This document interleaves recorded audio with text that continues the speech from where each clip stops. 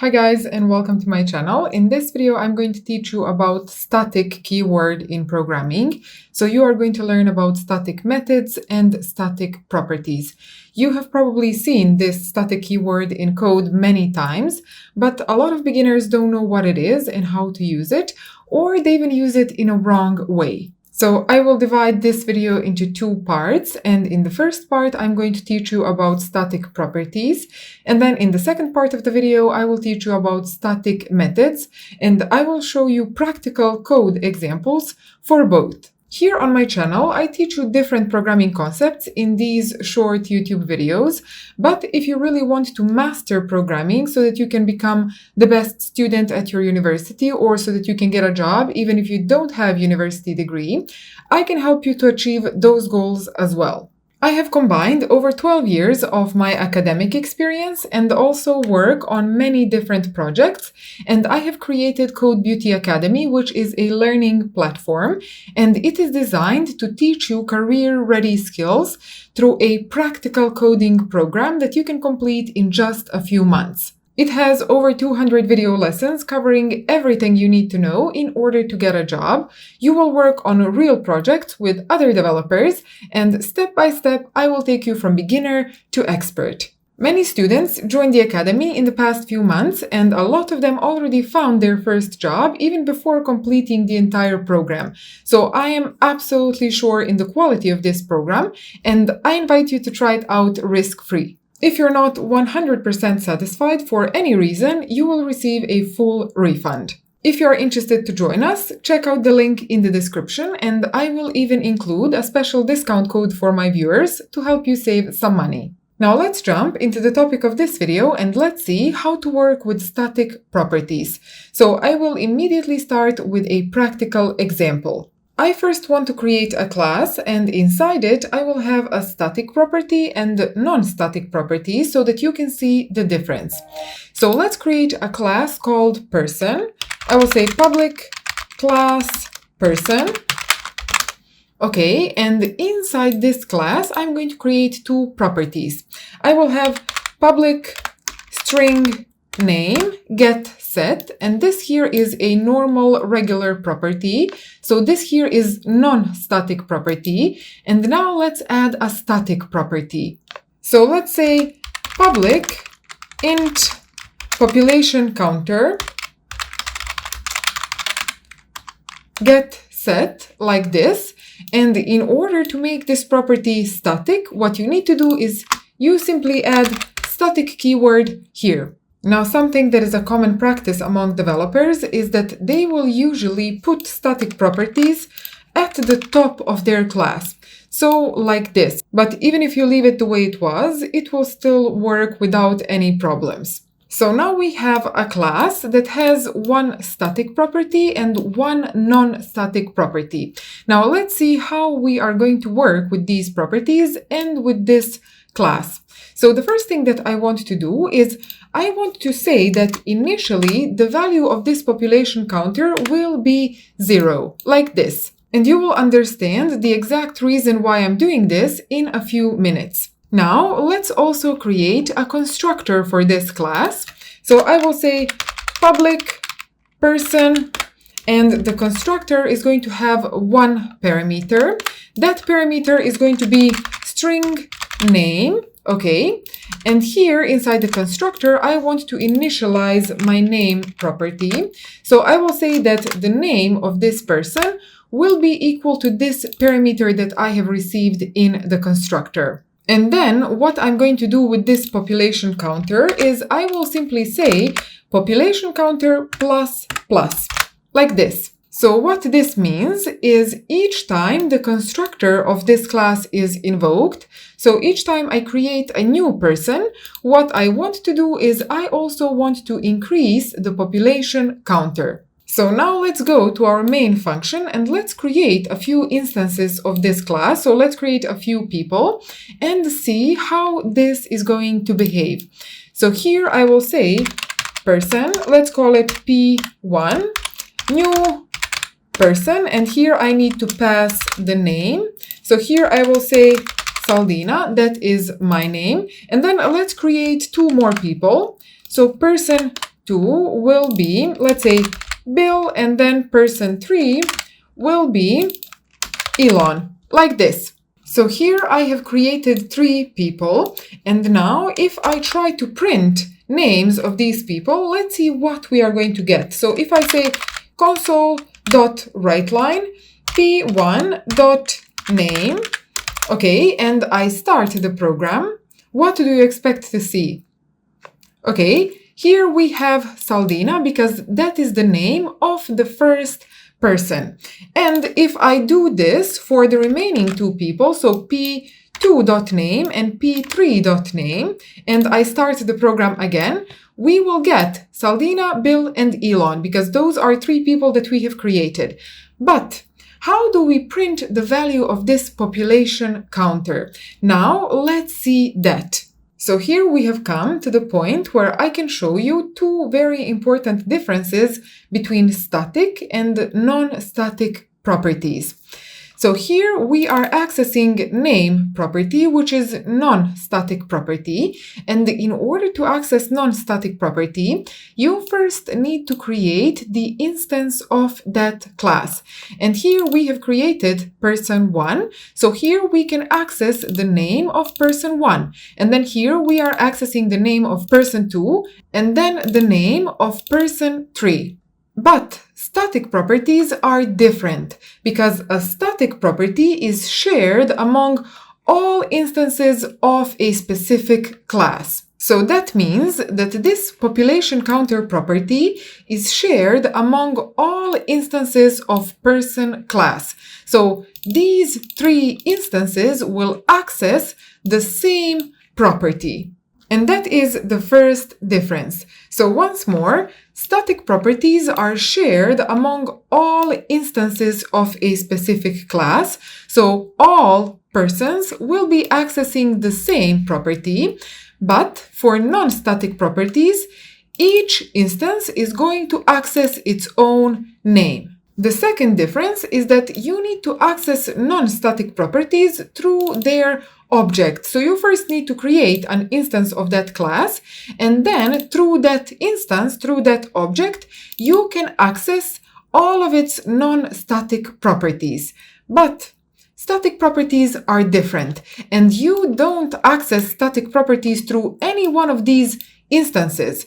You access static properties through the class itself. And now I will show you how to do that. So in order to print population counter, you will say console.writeLine, and here I will say person.population counter. And this is proper way to access static properties. So if I start the program, what do you expect to see in the console? What is going to be the result of this line here? Please pause the video and let me know in the comment section. And now let's see the answer to that question. Okay, and as you can see, here we have 3 people, their names, and then population counter is 3. So how this works is initially, when you don't have any people, this population counter will be 0. But when you create the first person, the constructor will be invoked, and here you are going to assign his name, and you will increment the population counter. So the population counter will become 1. And then when you create the second person, again, the constructor will be invoked. Here you are going to assign his name, and here you will access the same population counter, which was previously 1, and now you are going to add +1. So population counter will become 2, and then when you create the third person, again, you assign his name and you increment population counter. So that is the reason why this population counter is 3. So the important thing to remember from this is that static properties are shared among all instances of that class, and then non-static properties are not. So that means that each instance is going to access his own name, so his own non-static properties, but all instances will share the same static property. That is the first difference. And the second difference is that in order to access non-static properties, you do that through the instance of the class.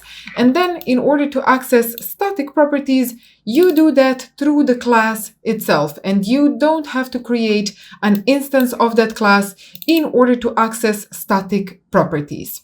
So now that you understand what are static properties, let's also explain what are static methods. So for that reason, I'm going to delete this code. So if you still need it, please pause the video here. Okay, and now I will delete this code from my main function, and then I will also delete this person class. Okay. So I'm going to create a class, and inside it, I will create one static method and one non-static method so that you can see the difference. So let's say public class, and I will call my class calculator like this. And inside it, as I said, we are going to add one static method and one non-static method. So let's first create non-static method. So I will say public int, and I will call it sum. And the job of this method is going to be to sum two numbers, two integer numbers, and then to return the result. So I will add those two integer numbers here as parameters. So int a and int b, like this. And here I will simply say return a plus b. So this here is going to be our non-static method. Now let's add a static method. So here I will say public int, and let's call it multiply, like this. And again, the job of this method is going to be to multiply two numbers. Again, I will call those two numbers a and b. And here I will simply say return a multiplied by b. And in order to make this method static, here you will simply add static keyword, like this. So now let's see what are the differences between these two methods. And here I will give you two most important differences.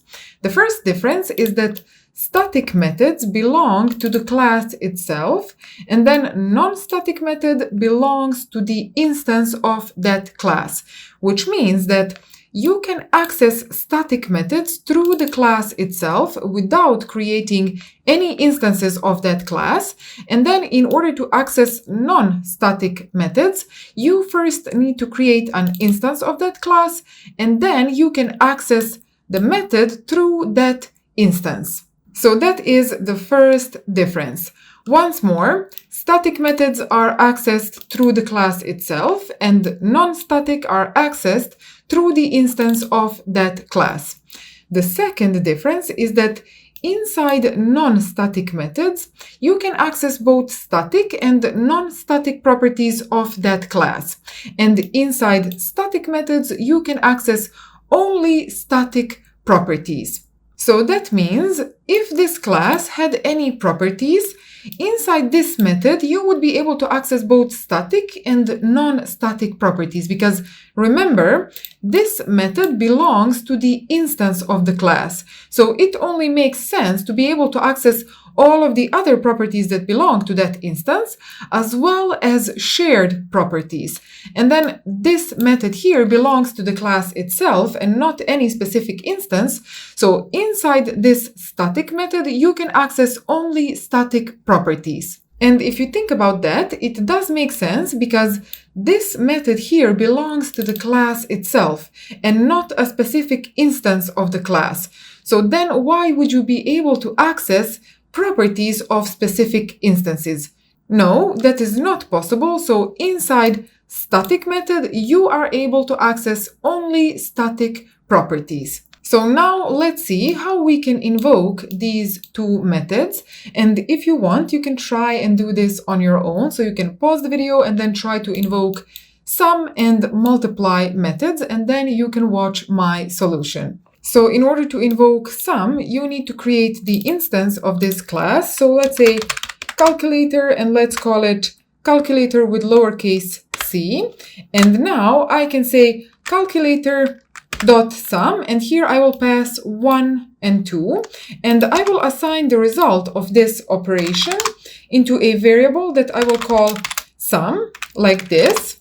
Okay, and now I will print this result. So I will say console write line sum. So that is the way to invoke non-static method. And then to invoke this static method, you don't need to create the instance of this class. So you simply say int product, that is going to be the result of this method.